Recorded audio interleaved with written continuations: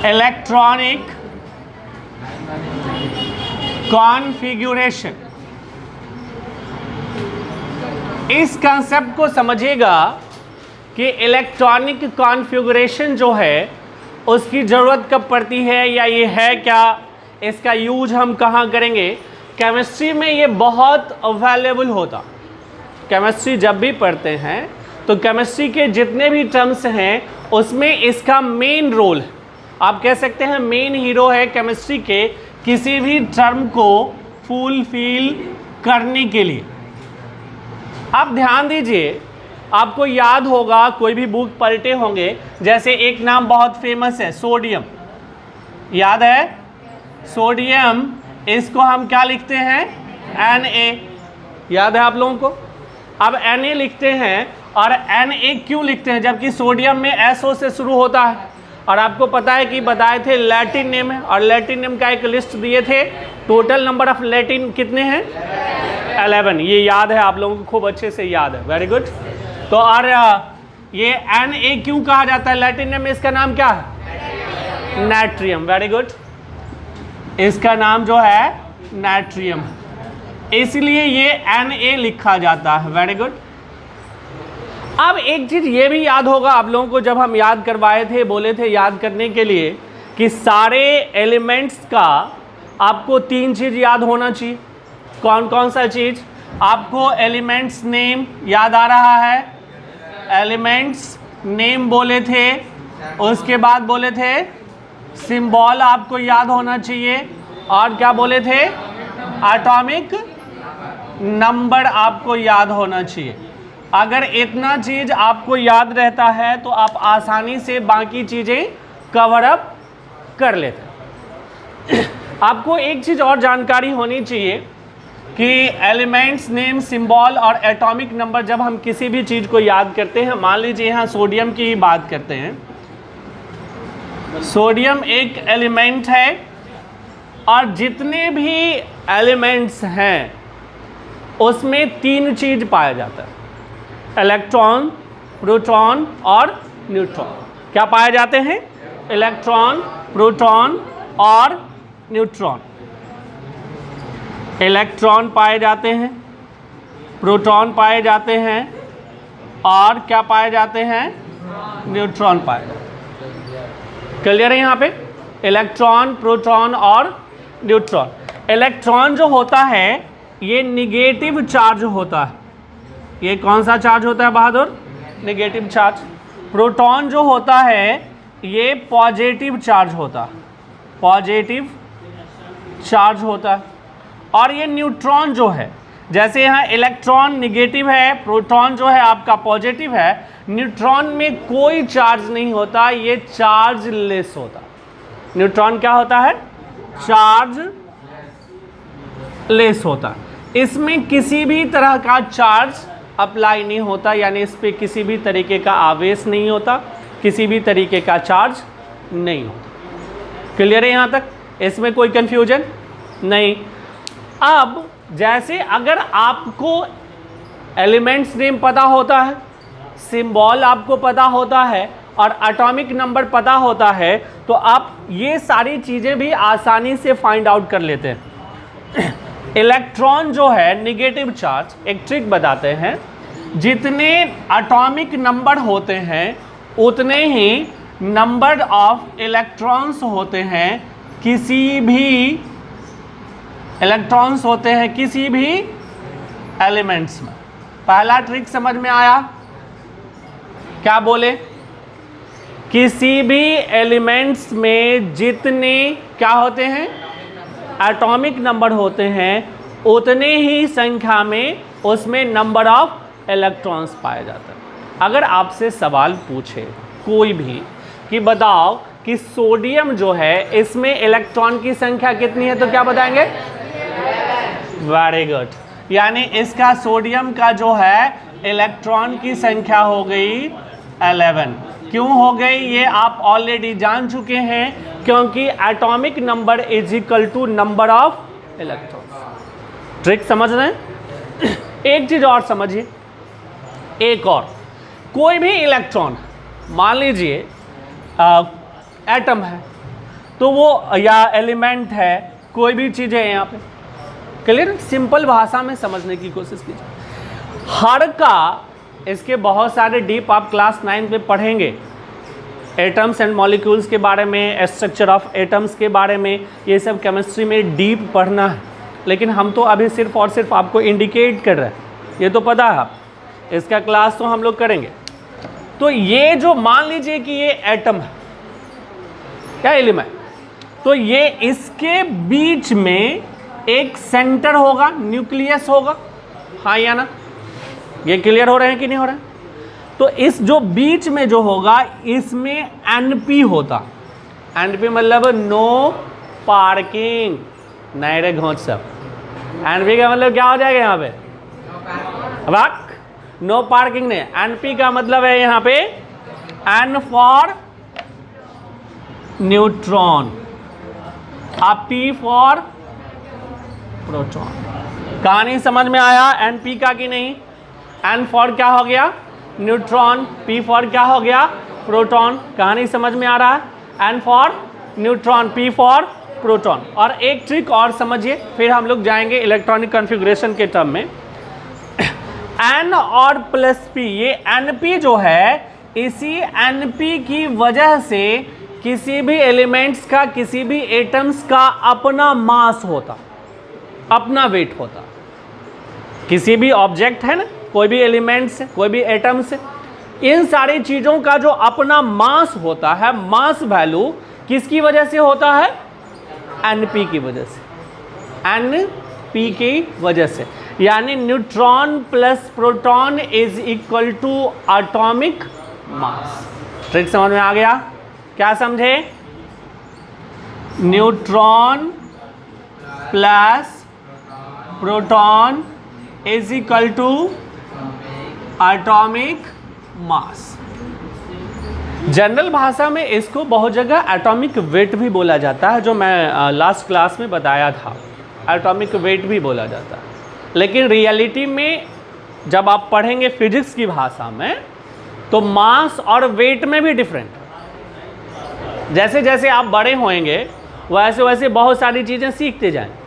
General language में हम लोग मास और वेट को एक ही मानते हैं, मास और वेट को एक ही मानते हैं। इन अ जनरल लैंग्वेज कितना मास है इसका, यानी कितना वजन है इसका, कितना वेट है इसका, क्लियर है? लेकिन जब आप साइंस को समझने की कोशिश कीजिएगा तो आपको पता चलेगा कि साइंस में मास अलग है और वेट अलग। क्लियर है? बॉयज़ में कोई कंफ्यूजन? गर्ल्स में नहीं। तो यहाँ पे देखिए, यहाँ पे क्या क्लियर हुए कि neutron plus proton is equal to atomic mass. अब एक ट्रिक बताते हैं।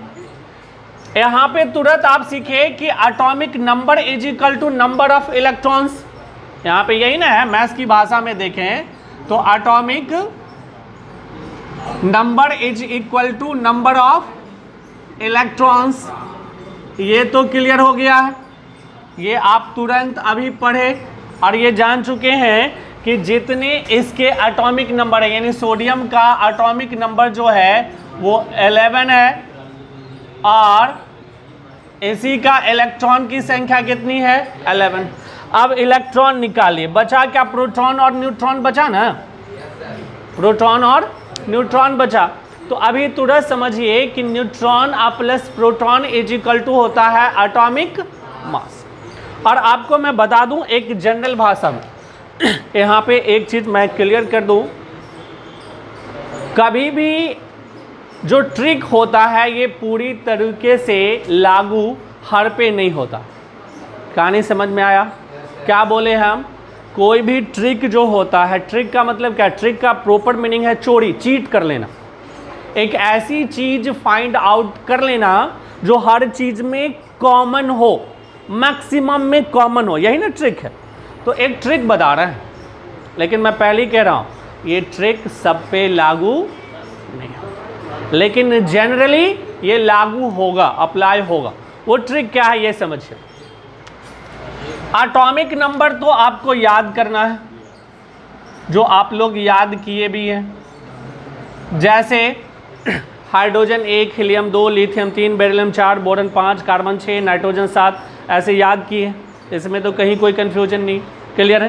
तो आपको एटॉमिक नंबर भी पता है और आपको पता है कि सोडियम का एटॉमिक नंबर 11 है, इतना तो आपको खूब अच्छे से याद है। आपको पता है कि सोडियम का अगर उतना है तो कार्बन का कितना है 6 है, पता है कि नहीं। ऑक्सीजन का कितना है बहादुर, वेरी गुड, ऑक्सीजन का 8 है। कैल्शियम का कितना है बहादुर, कितना 20, वेरी गुड, समझ में आ रही कहानी। क्लोरीन का कितना है बहादुर, क्लोरीन का 17। इतना ट्रिक आपको पता है यानी याद किया हुआ। अब हम ट्रिक बता रहे हैं कि एटॉमिक मास जनरली कैसा हो। एक ट्रिक बताता है, एटॉमिक नंबर अगर इवन में है, एटॉमिक नंबर किस में है, इवन में, गौर से समझिएगा। एटॉमिक नंबर अगर इवन में है तो multiplied by 2 is equal to atomic mass. पहला ट्रिक समझ में आया, क्या बोले, जनरली अगर एटॉमिक नंबर क्या है, इवन में है, तो उसको क्या करना है, 2 से मल्टीप्लाई कर देंगे तो वो क्या होगा, near about atomic mass. 100% surety नहीं होगी, नियर अबाउट।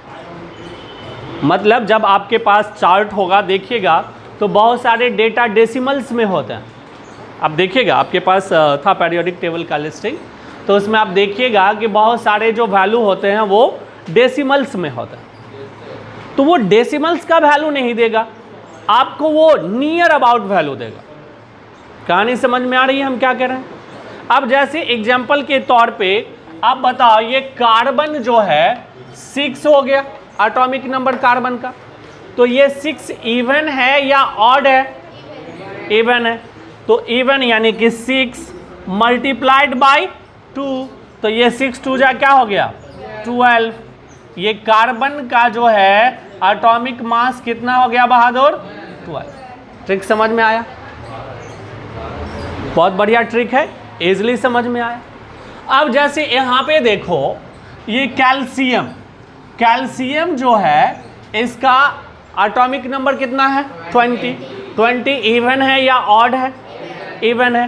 तो इवन है तो मल्टीप्लाइड बाय 2 क्या हो गया 40। तो इसका एटॉमिक मास कितना हो गया 40।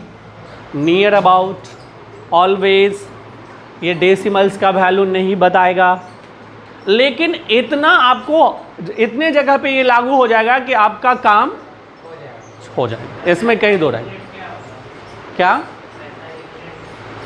एस। तो अभी आपको हम क्लियर किए कि अगर जो भी इवन में रहेगा तो मल्टीप्लाइड बाय 2, क्लियर हो गया। अब हम बात करते हैं कि जब ऑड रहेगा, कोई भी नंबर जो है अगर ऑड रहेगा, क्लियर है, कोई भी नंबर ऑड रहेगा, नंबर कौन सा एटॉमिक नंबर, तो इसमें क्या करेंगे ऑड बाय 2 या मल्टीप्लाइड बाय 2 प्लस 1।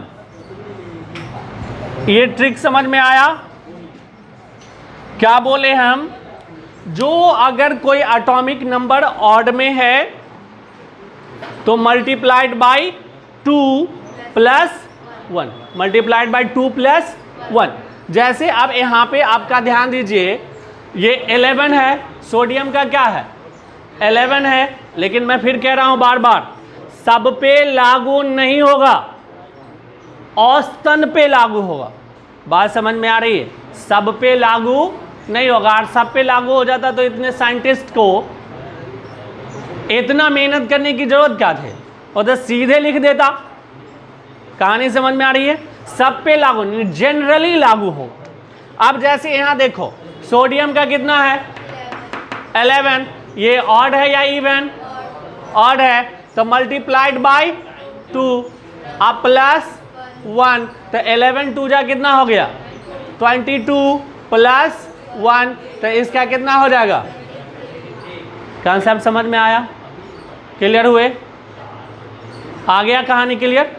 अब जैसे कोई भी, अब यहां पे ध्यान दीजिए, अगर क्लोरीन है, क्लोरीन ऑड है या इवन है, अब यहां पे ध्यान दीजिए, तो 17 मल्टीप्लाइड बाई 2 प्लस 1, ये 35, ये कितना हो गया 34 प्लस 1 35। ऐसे इसका आंसर 35.5 भी लिखता है, 35.5 भी लिखता। मैं पहले ही कहा हूं कि पॉइंट्स इसके वैल्यू वैरी करेंगे, क्योंकि ये सब जगह लागू नहीं होता। लेकिन आपको अगर आप 35 लिखते हैं तो आपको मार्क्स मिलेंगे इवन बोर्ड एग्जाम में भी। कहानी समझ में आ रही है क्या कह रहे हैं? बोर्ड एग्जाम में भी 35 पे।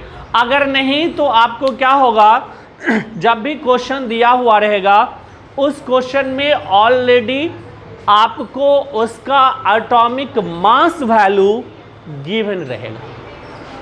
अगर मॉलिक्यूलर मास फाइंड आउट करना है या कोई भी चीज़ फाइंड आउट करना है तो उसमें ऑलरेडी मास वैल्यू क्या रहेगा, गिवन रहेगा। क्लियर हो रहे हैं? कोई कंफ्यूजन?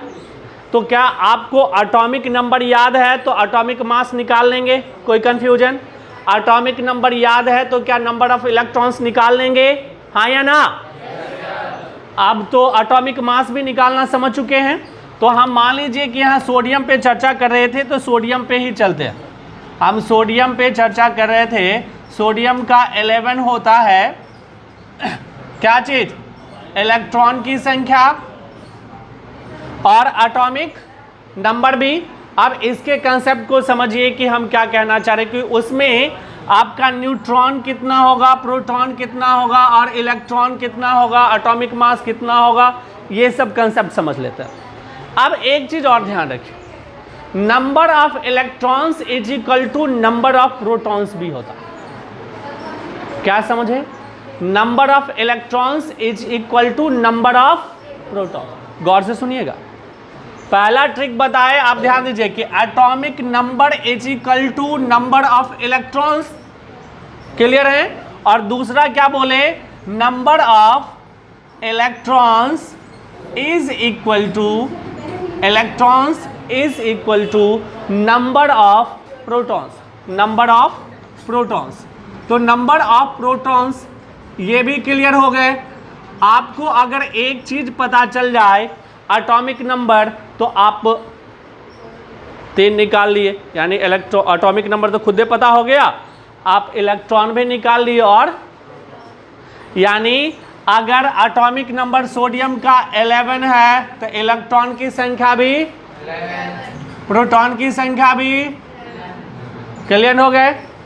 अब आपको अभी तुरंत बताए हैं, गौर से देखिए। एटॉमिक नंबर क्या बताए कि अगर इवन है तो मल्टीप्लाइड बाई 2, ऑड है तो मल्टीप्लाइड बाई 2 प्लस 1। तो आप ध्यान दो, इसका कितना हो गया 20। क्लियर है? अब प्रोटॉन की संख्या कितनी है 11 प्लस ये न्यूट्रॉन होगा। अभी तुरंत क्या बताए हैं, ध्यान दीजिए कि N plus P, neutron plus proton, दोनों को मिलाकर के जब हम दोनों को ऐड कर देते हैं, प्लस कर देते हैं, तो ये मास निकलता है। मालूम है ना, बताए हैं हम।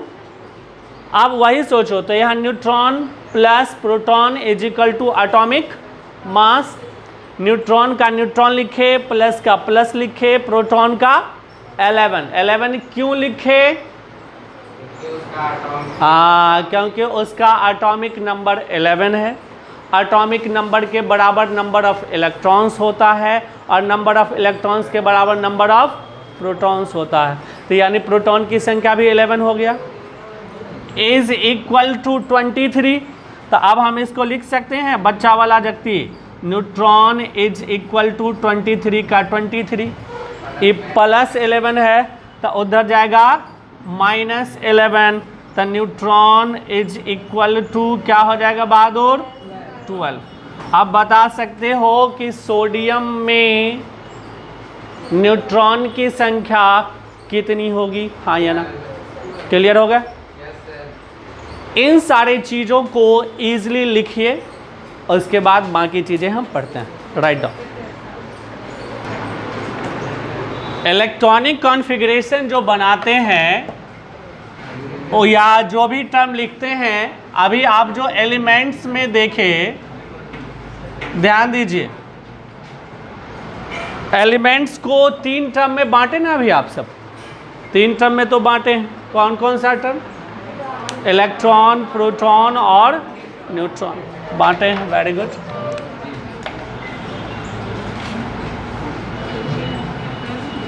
इलेक्ट्रॉन, प्रोटॉन, न्यूट्रॉन, तीनों को बांटे हैं। और एक चीज़ अभी आप पढ़े भी कि जितने भी एलिमेंट्स होते हैं, जितने भी एलिमेंट्स होते हैं या एटम होते हैं, उसके सेंटर में, उसके सेंटर में ये बीच, ये जो सेंटर है, इस सेंटर में क्या पाया जाता है? Np।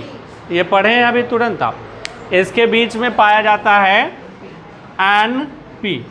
और ये भी पढ़े कि यही N plus P is equal to atomic mass. ये आपको याद हो गया और आपको समझ में भी आ गया। दूसरा चीज अभी पढ़े आप कि नंबर ऑफ इलेक्ट्रॉन्स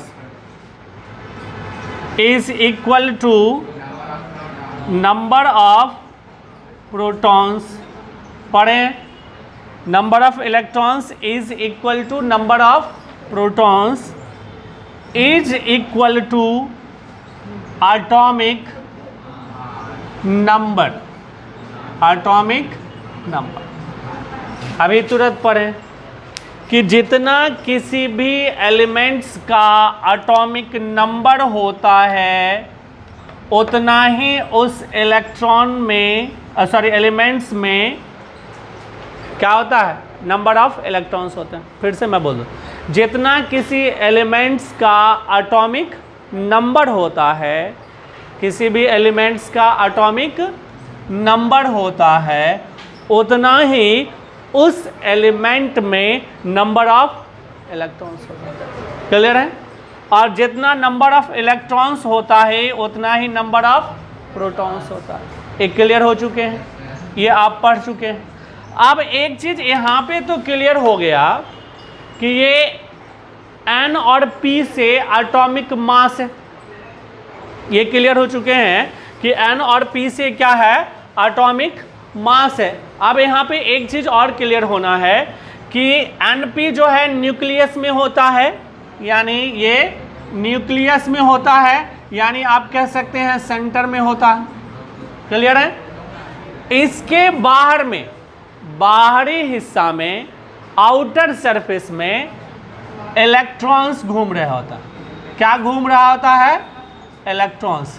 इसको लोग माइनस से भी डिनोट करते हैं या ये लिख के, यानी माइनस, यानी इलेक्ट्रॉन्स घूम रहे होता है। क्या घूम रहे होते हैं? इलेक्ट्रॉन्स। कहानी समझ में आ रहा है? या तो ई लिख दीजिए या माइनस लिख दीजिए। ये इलेक्ट्रॉन्स कहाँ घूम रहते हैं? किसी भी एलिमेंट्स या एटम्स, जो भी कह लीजिए पार्टिकल्स, उसके बाहरी तरफ। एक सवाल और पूछता है इसमें, वो क्या है ये समझ। पूछता है कि कोई भी एटम जो है, कोई भी एटम जो है, कोई भी जो एटम है, हाँ बात कीजिए तुम्हारे लिए, कोई भी एटम जो है ये इलेक्ट्रिकली न्यूट्रल होता है। क्यों? क्वेश्चन क्या पूछता है कि कोई भी एलिमेंट जो है या एटम जो है वो इलेक्ट्रिकली जो है वो क्या होता है बहादुर? न्यूट्रल होता। इलेक्ट्रिकली क्या होता है? न्यूट्रल होता है। क्यों? सवाल क्लियर हुए? कोई भी मैं फिर से बता दूं, कोई भी एलिमेंट्स या कोई भी एटम्स इलेक्ट्रिकली न्यूट्रल होता है। क्यों? क्वेश्चन को पूछता। अब कोशिश कीजिएगा, जितने भी पार्टिकल्स हैं, मान लीजिए कि इसमें हम किसी भी चीज़ को मिटाते हैं, तो इस सैकड़ों की संख्या में, हजारों की संख्या में पार्टिकल्स आए हैं, हाथ में आए, एटम पार्टिकल्स होते हैं। और हर पार्टिकल्स में इलेक्ट्रॉन है, प्रोटॉन है और न्यूट्रॉन है। क्वेश्चन आपका है जो मैंने कई बार कहा है कि बार बार पूछता है कि एटम जो है इलेक्ट्रिकली न्यूट्रल होता है क्यों? इसका सिंपल सा आंसर है जो आपके पास, जो आपने जनरल भाषा में यानी कि देहाती भाषा में, देसी भाषा में आपको हम बताए देते हैं। अभी तुरंत आप पढ़े हो कि number of electron is equal to number of proton होता है। गौर से समझिएगा, आंसर आपका क्लियर हो जाए। क्या बोले अभी हम कि number of electron is equal to number of proton होता है। क्लियर है यहाँ पे? और अभी तुरंत इससे पहले कि प्रोटॉन जो है ये पॉजिटिव चार्ज है। क्लियर है? इलेक्ट्रॉन जो है वो कौन सा चार्ज है? निगेटिव चार्ज है। और न्यूट्रॉन जो है ये कौन सा है? जीरो, यानी ये चार्ज लेस है, न्यूट्रल है। क्लियर है? ये आप पढ़े हैं, ये न्यूट्रल है। तो कोई भी एटम जो होगा, क्लियर है, इसके तो सेंटर में Np है ही। क्लियर है? मान लो हम सोडियम को ही लेके चलते हैं, सोडियम एटम को ही लेके चलते हैं, तो क्या होगा ये समझिए। सोडियम एटम को ही लेके चलते हैं। अब सोडियम एटम में समझिए, अगर ये इलेक्ट्रिकली चार्जलेस नहीं होता, न्यूट्रल नहीं होता, तो हम उसको टच करते तो वो झटका मारता कि नहीं मारता? लेकिन ऐसा कुछ नहीं होता, झटका नहीं मारता, ये तो जानते हैं आप। क्यों नहीं मारता? क्योंकि वो न्यूट्रल होता। अगर न्यूट्रल नहीं होता तो वो झटका मारता। क्लियर है? अब यहाँ पे ये कंसेप्ट समझिए कि ये Np जो है, अगर हम सोडियम को ही लेके चलते हैं तो सोडियम में ही अगर आप इसको 3 भाग बांट दो, एक कर दो इलेक्ट्रॉन, दूसरा कर दो प्रोटॉन और तीसरा कर दो न्यूट्रॉन। क्लियर है? तो इलेक्ट्रॉन की संख्या कितनी हो गई बहादुर इसमें? 11। प्रोटॉन की संख्या कितनी हो गई बहादुर? 11। और न्यूट्रॉन क्या हो गया? 0। जी नहीं, 12। क्या हो गया? 12। इसकी संख्या कितनी हो गई? 12। लेकिन संख्या तो 12 है, लेकिन बहादुर ये है चार्जलेस, ये किसी काम का है ही नहीं, ये निकम्मा। ये हो गया चार्जलेस। क्लियर है? अब मान लो कि यहाँ ये जो है 11 हो गया 11 हो गया आपको ये निगेटिव में, और ये हो गया पॉजिटिव में। 11 प्लस में और 11 माइनस में तो क्या होगा? कट जाएगा। कट जाएगा कि नहीं? तो ये बचेगा क्या? 0। और ये तो ऑलरेडी चार्जलेस है ही, तो क्यों न्यूट्रल हो जाता है? ये कंसेप्ट क्लियर हुआ? Because number of electron is equal to number of proton. Clear हो गए? यहाँ पे जो ये है आपको, ये कितने की संख्या में आ जाएगी? 11 की संख्या में निगेटिव चार्ज, ये पॉजिटिव चार्ज लेगा ये, और ये 11 की संख्या में क्या ले लेगा? निगेटिव चार्ज ले लेगा। ये दोनों कट जाएगा तो ये 0 हो गया। और ऑलरेडी जो ये आपका न्यूट्रॉन है ये न्यूट्रल होता ही है, यानी चार्जलेस होता ही है। इसीलिए जितने भी एटम्स होते हैं वो इलेक्ट्रिकली क्या होते हैं? न्यूट्रल होते हैं। इसमें कोई कन्फ्यूजन, कहीं कोई डाउट? और उसमें आंसर लिखना है because number of electrons is equal to number of protons. ये लिखना ही लिखना पड़ेगा। क्या है? Because number of electrons is equal to number of protons. दोनों क्या हो जाता है? इक्वल हो जाता है। क्लियर है? कंसेप्ट में कहीं भी कोई कंफ्यूजन है तो आप पूछ सकते हैं, कोई दिक्कत नहीं। चलिए लिख लीजिए।